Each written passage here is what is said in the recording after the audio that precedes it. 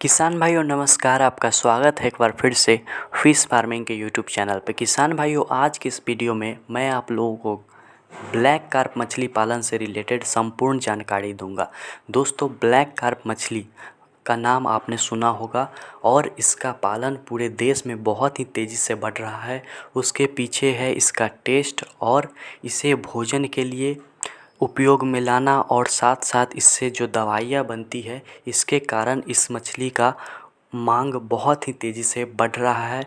तो अगर आपने इसका पालन अभी शुरू कर दिया तालाब निर्माण करके या अगर आपके पास पहले से कोई तालाब है तो उसमें आप इसका पालन कर सकते हैं। तो दोस्तों आज के इस वीडियो में मैं आप लोगों को बताऊंगा कि ब्लैक कार्प मछली क्या है, कहाँ से आई है, कैसे इसका पालन करें, कितना बड़ा तालाब होना चाहिए, कितना छोटा से छोटा कितना तालाब होना चाहिए, कौन कौन सी मछलियों के साथ आप इसका पालन कर सकते हैं, कितने दिन में तैयार हो जाती है, कब हार्वेस्टिंग करें, कितना फीड दे और कितना सीड स्टॉक करें, क्या रेट मिलता है, इसका मार्केटिंग कैसे करें, संपूर्ण जानकारी इससे रिलेटेड आपको इस वीडियो में मिलेगी। तो वीडियो को शुरू से अंत तक देखिए क्योंकि यह वीडियो आपके लिए बहुत ही महत्वपूर्ण होने वाला है। तो दोस्तों चलिए शुरू करते हैं कि ब्लैक कार्प फिश फार्मिंग कैसे करें।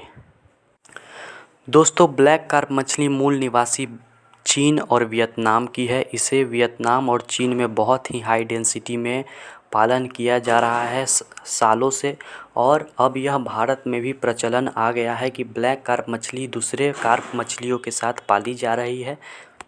उसके पीछे सबसे बड़ा कारण है इसका ग्रोथ बहुत ही तेज़ी से होता है। कितना तेज़ी से होता है तो 1 साल के कल्चर में अच्छे फीडिंग से अच्छे मैनेजमेंट से इसका ग्रोथ 3 से 4 केजी मात्र 1 साल के कल्चर में हो जाता है। तो इससे आप समझ सकते हैं कि कितना अच्छा इसका ग्रोथ है और इसको आप हाई डेंसिटी अगर आप 1 एकड़ का तालाब लेकर चले तो आप 15,000 से लेकर 20,000 तक सीड आप ब्लैक कार्प मछली का स्टॉक कर सकते हैं और आप इसका पालन कर सकते हैं।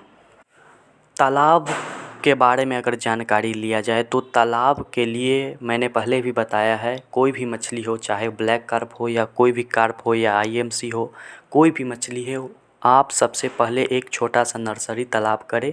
नर्सरी तालाब का निर्माण करें, उसमें आप स्पॉन डालें, स्पॉन से फिंगरलिंग या स्टंटेड सीड बनाकर फिर उसे अपने कल्चर वाले तालाब में डालें, जिससे मछलियों का ग्रोथ इम्यूनिटी सिस्टम सब कुछ अच्छा होता है और ग्रोथ बहुत ही फास्ट मिलता है।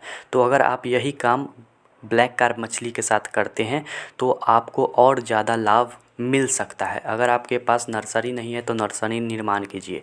अगर आपके पास नर्सरी नहीं है तो आप डायरेक्ट तालाब में भी डाल सकते हैं, कोई बात नहीं है उससे।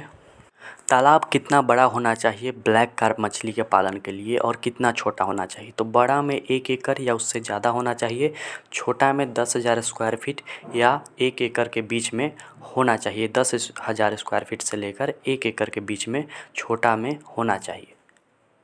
किन किन मछलियों के साथ इसका पालन हम करें तो आप इसे ग्रास कार्प मछली, कॉमन कार्प मछली, big head carp, silver carp के साथ इसका पालन कर सकते हैं। आप आईएमसी के साथ भी इसका पालन कर सकते हैं, लेकिन क्योंकि यह हाई डेंसिटी में पालन किया जाता है इसलिए आप इसे दूसरे कार्प जैसे कॉमन और ग्रास कार्प के साथ पालन करें, उसमें आपको ज़्यादा बेनिफिट मिलेगा। अगर आप सिर्फ एक तालाब में एक प्रजाति की ब्लैक कार्प मछली का पालन करते हैं तो आप 1 एकड़ के तालाब में 10,000 से लेकर 15,000 तक सीड स्टॉक कर सकते हैं फिंगरलिंग, और अगर आप फ्राई डालते हैं तो 20,000 तक आप सीड स्टॉक कर सकते हैं। लेकिन अगर एक तालाब में ग्रास कार्प, कॉमन कार्प और ब्लैक कार्प का पालन करते हैं तो आपको अपने हिसाब से उसका संख्या रखना है, हाई डेंसिटी तब नहीं करना है। अगर 1 एकड़ के तालाब में तीनों का पालन करते हैं तो आप वहाँ पर 10,000 ब्लैक कार्प, 5,000 ग्रास कार्प और 2,000 कॉमन कार्प मछली डाल सकते हैं 1 एकड़ के तालाब में फिंगरलिंग साइज। अब बात कर लेते हैं कि फ़ीड में इसे क्या दें। तो फ़ीड में जो फ़ीड आप आईएमसी को देते हैं या ग्रास कार्प, कॉमन कार्प को देते हैं, कमर्शियल फ़ीड या होममेड फ़ीड, ये आप उसको दे सकते हैं। उस पर इसका ग्रोथ बहुत ही फास्ट होता है। एक मुख्य जानकारी तालाब से रिलेटेड यह है कि तालाब ऐसे जगह पर हो जिससे शोर शराबा दूर हो, मतलब शोरगुल से दूर हो। तालाब आपके चौर में, अगर आपके यहाँ चौर है जो आपके घर से बहुत दूरी पर है, जहाँ शोर शराबे कम होते हैं, तो ऐसे जगह पर तालाब के लिए जगह का चुनाव बहुत ही अच्छा होगा। अगर आपके पास वहाँ पहले से तालाब है तब आप उसमें जीरा डालकर, मछली का बच्चा डालकर पालन कर सकते हैं। अगर तालाब ऐसे जगह पर है जहाँ ज़्यादा शोर शराबा है तो वहाँ आप इस मछली का पालन ना करें, क्योंकि इसका मुख्य भोजन घोंघा, केचुआ, सेतुआ ये सब है। तो आप इसे मुरल मछली के साथ भी पालन इसका आप कर सकते हैं बहुत ही आसानी से।